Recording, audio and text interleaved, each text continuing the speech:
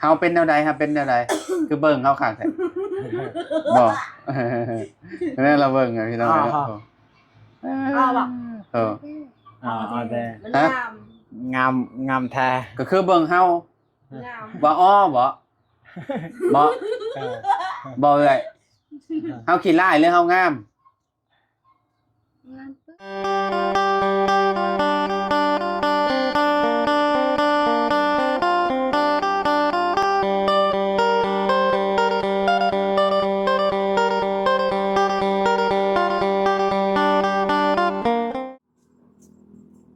เอากราบสบายดีและสวัสดีน้องพ่อแม่พี่น้อง FC เบิร์ดสุขูสู่คนเนาะเปิดภาพมาพี่น้อยเนาะน้องวิกำลังย่างไปโรงเรียนพี่น้อยเนาะสบายดีล่ะกำลังสิไปโรงเรียนเออพี่น้อยเนาะเป็นอะไรแม่ใครอยู่บ่น้าบ่าวบ่ได้เข้ามาหลายมื้อเลยพี่น้อยเนาะก็เลยสิแวะมาเยี่ยมยามถามข่าวทางเอื้อยสมปองเพิ่นก่อนเนาะป้าจะบ่เบิ่งเราตอนนี้อืมเข้าโรงเรียนจักโมงอะลูกหึ มา12 โมงกันหอม1 โมงแล้วก็เขาสิแต่ง ตอนนี้มันสิบ่ายโมงแล้วได้นี่เข้าประมาณบ่ายโมงครึ่งบ่หรือว่าแนวใดเข้าโรงเรียนตอนแรง 1 โมง 30 นาที ไผอันนี้ น้อง มันชวนสบายดีสบายดี ไปดิ เจ้าเนาะไปโรงเรียนจ้าน้าบ่าวไปหาแม่ก็เด้อไปซื้อกินโรงเรียนเด้อแบ่งกันเด้อกับน้องเด้อไปบ้านพี่น้องเอ้ยเนาะไปหาทางเอ้ยสมปองก่อนเนาะเดี๋ยวเอาอันนี้ไปฝากเราก่อนพี่น้องเอ้ยเนาะนมเนาะอ๋อบ่ได้เข้ามาหลายมื้อจะเป็นแนวใดพี่น้องเอ้ยเนาะทางแลมโบอยู่บ่แลมโบนี่ก็ได้เนาะเป็นจังไดเด้ข้าวน้ำซ้ำปลาแล้วล่ะบ่หรือว่าแนวใดพี่น้องเอ้ยเนาะแลมโบอยู่บ่ว่าแลมโบเอ้าแม่นบ่แลมโบโอแม่นอยู่เนาะมาพี่เด้อบ่แลมโบเด้อเนาะมีไผแน่อยู่นั่นนี่เนาะเอ้ยปลางองเนาะพี่น้องเนาะเอ้ยปลางองนี่เผาตลอดแหละเนาะเผาทางเอ้ยสมปองเนาะขึ้นมาหาเอ้ยสมปองก่อนเนาะสบายดี โดยสบายดีเฮ้านั่งแล้วบาดนี่สบายดีมันชวน สบายดีมื้อ โอ้เอาให้เราเลยหน้าตาสดใสเลยเนาะโอ้มื้อนี้คือลูกนั่งมื้อนี้บ่ลูกนั่งเลยมื้อนี้เนาะแต่ละมื้อลูกนั่งบ่ โดยกินข้าวแล้วลูกนั่ง สบายดีเด้อบ่ลัมโบเด้อ โดยสบายดี ขออนุญาตเด้เนาะนั่งใกล้ๆเอื้อเจ้าก็ได้เนาะ โดย เพราะเราใครขึ้นหลายเนาะ โดย ว้าพี่น้องเอ้ยเนาะบ่ได้จะไปหาหน่อไม้บ่ฮะ กินเจือบัง จิตมื้อละห่า เอิ้น ละบางแม่นทำมีมื้อละบางบ่ กินข้าวกับหยังแล้วกินข้าวกับหยัง จะยกไงไอ้บ่ได้หากิน โอ้พาเราลูกนั่งตลอดเนาะเราลูกเองบ่นี่น่ะว่าแล้วบ่ เอง โดยยอกยะถึงยะฮะแม่งว่าน้ำนมว่าน้ำนมเนาะ เอานมให้เรากิน เนาะ บ่ได้เข้ามาหลายมื้อแล้วตั้งแต่โอ้ ตั้งแต่เฮาเข้ามาตอนที่ว่าเราอยากไปหาหน่อไม้เนี่ยเนาะ แม่งว่า พี่น้องเอ้ย แล้วเนาะ เป็นจังได๋คือไอโอ้โหบ่สบายบ่ โดน โอ้ยเนาะอากาศเปลี่ยน โดย Ừ. งั้นล่ะยกเบิ่มมาได้ยกเบิ่มยกเลย Kiên kiên kiên ơi kiên. ยกเบิ่ม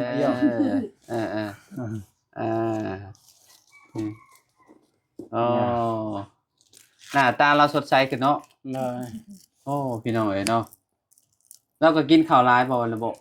กินหลาย เอาข้าวยังให้เรากิน ข้าวเจ้า อเรากินข้าวเจ้าบ่ โดย อืม กินข้าวเจ้า กินข้าวเจ้าเนาะ โดย พี่น้องเนาะกินกับน้องมงน้องไม้ไปแล้วติ กับมาชินบาบุญให้นึงหมูคนนั้นยังหน่อยหนึง ชินหมูบ่ โดย อ๋อก็คือซับๆเอา โดยชับเอาละ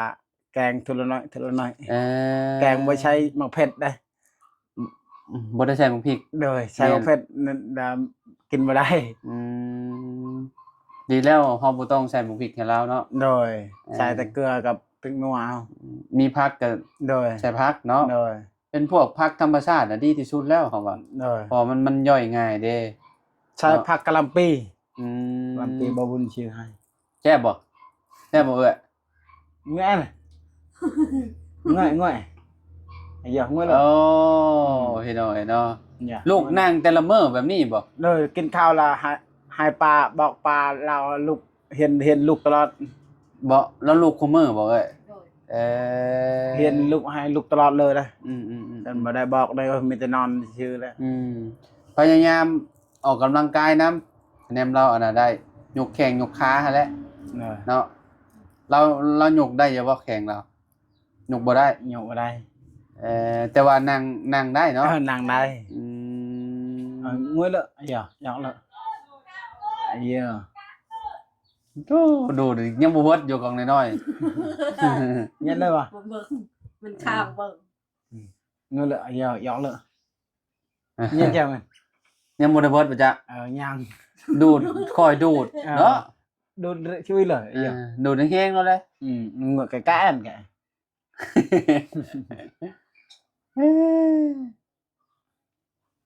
พี่น้องเนาะกับ จ้ะ มากับเห็นเรา หน้าตาสดใสขึ้นหลายอยู่เนาะทางเอื้อยง่วยอัน สมปองพี่น้องเนาะ ง่วยอันตาย เป็นอะไรคือเบิ่งเฮาคักแต่บ่เคยเห็นเฮาบ่ฮะ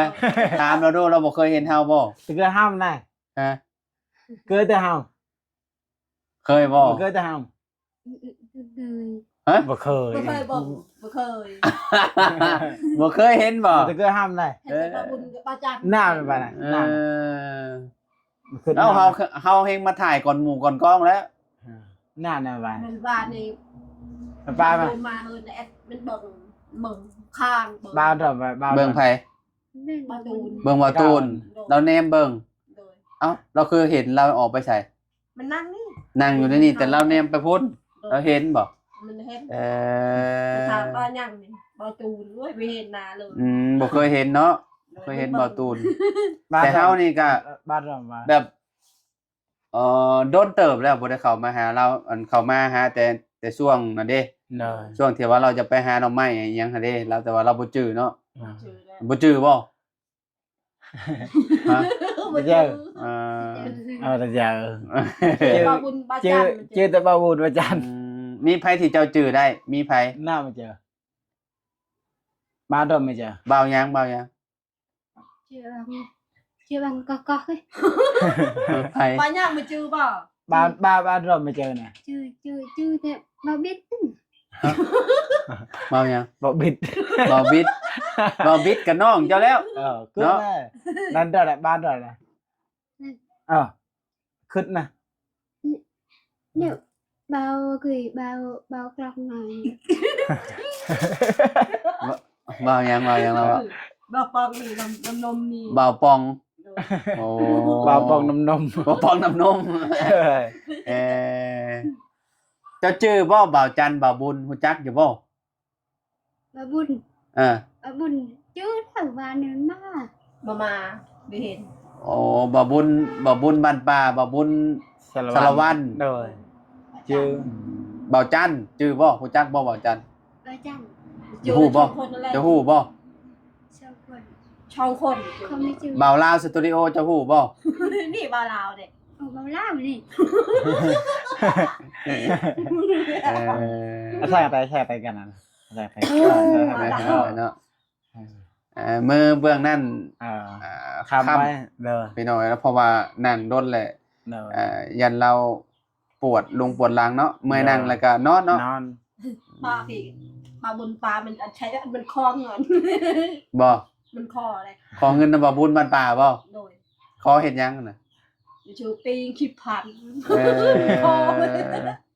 ขอไปซื้ออาหารบ่ โดย เออ บางคนไปบ่อยจริงๆมันคอเงินได้ เออ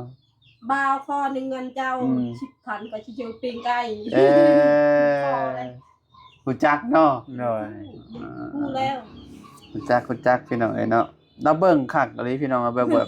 บิ่งคือบ่เคยเห็นนี่เนาะ โดย เงินข้างบ่ อืมเฮาเป็นแนวใดครับเป็นแนวใดคือเบิ่งเฮาคักแท้บ่แม่นเราเบิ่งอะพี่น้องเอ้ยเนาะ เอาบ่ เออ เอาแต่ มัน ฮะ งาม งามแท้ ก็คือเบิ่งเฮาง าม บ่อ้อบ่บ่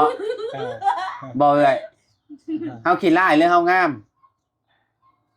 งามปึ้ง งามเบอร์ งาม อ๋อว่างามเนาะ โดย ไม่เห็นหน้าดิใครจะประบุญมาจัดตรงคนมันเจอ อ่า มันเบิ่ง ปั๊บหมักชิปเฮ็ดแบบนี้ดู ตาอะไร อ้าว เอ้ย เย้แล้วข้าวแล้วน้ำน่ะบ่ โดยแล้วล่ะ ได้จักกระสอบ นะได้15ชอบ ได้15ชอบ โดย ยังบ่ หลายกว่าปีกายนี่บ่ ปีกายนั่นลายกว่า หลายกว่าปีกายนี่ โดยปีกาย ปีกายได้จักสอบ ได้30 ปีกายนี่ได้30ปีนี้ได้น้อยเหรอวะ ลดได้น้อยมันลดอีก ปีนี้ได้น้อยเนาะ โดย ปีกายนี่ได้หลายข้าวบ่งามเนาะ บ่งามแต่ละ แม่น แต่ละบานบ่ได้งาม ข้าวหน้าปีชุมข่อยก็ได้น้อยๆเพราะว่าอันน่ะหวานหยอดเอามันหลดบ่งามหญ้ามันลาย โดย เนาะพี่น้องเอ้ยเนาะได้อยู่ประมาณข้าวดอรอบแรกประมาณเท่าไหร่บุ30ปลายสอบ39เนาะปีกายนี่ได้40 เป็นชุดอย่าง ปีนี้ลุกปีนี้ ฮะ อะไรแก อ๋อ อะไรแต่ เบิ่งเฮาคักกะลีได้พี่น้องเอ้ยเนาะแบบเบิ่งบ่ได้ละสายตาเลยเนาะ มีเบิ่งมีเจอนั่นมีเบิ่ง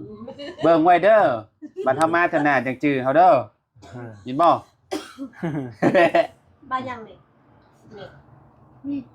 นี่เดือดละมุน บ่บุญ คือบ่บุญ บ่วุ่นบ่ เจอบ่บุญตลอดเลย บ่ลาวจันลาว บ้า บ่ ลา ลาว เป็นลาวเลยบ้าเป็นลาวคือว่าละเดี๋ยวบ้าลาวนะ เราว่าอะไรนะ รู้จักเขาเป็นเรา ว้าว งามบ้าลาว บ่าวลาวงาม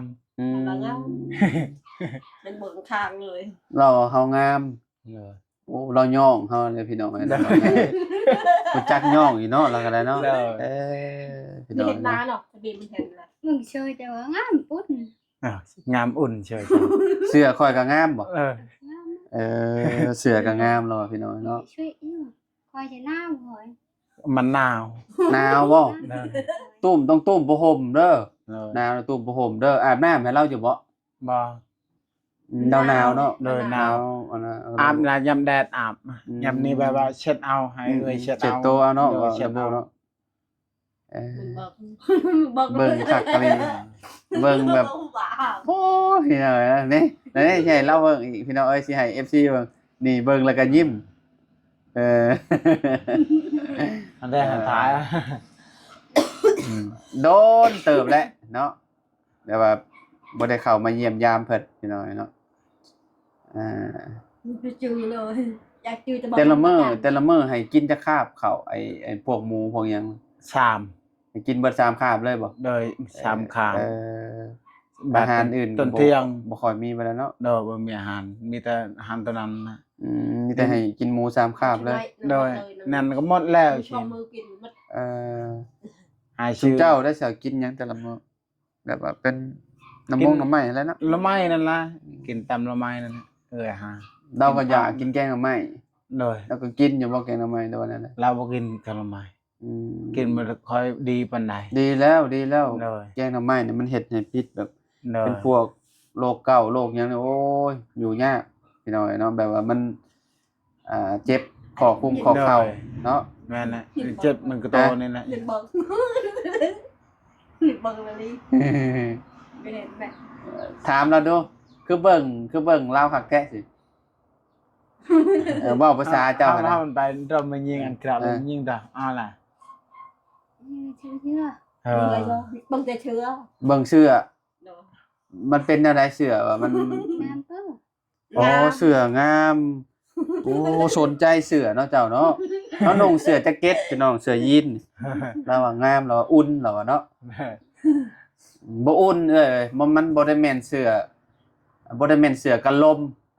ใส่กันหนาวยามหนาวใส่หนาวคือเก่าเพราะว่าใส่แบบเฮากันแดดกันหยังซื่อๆเนาะเวลามันร้อนน่ะนะเป็นไข้จักมื้อล่ะเป็นไอซื่อๆว่าหรือว่าจังได๋เจ้านาย มือนึงนี่แหละ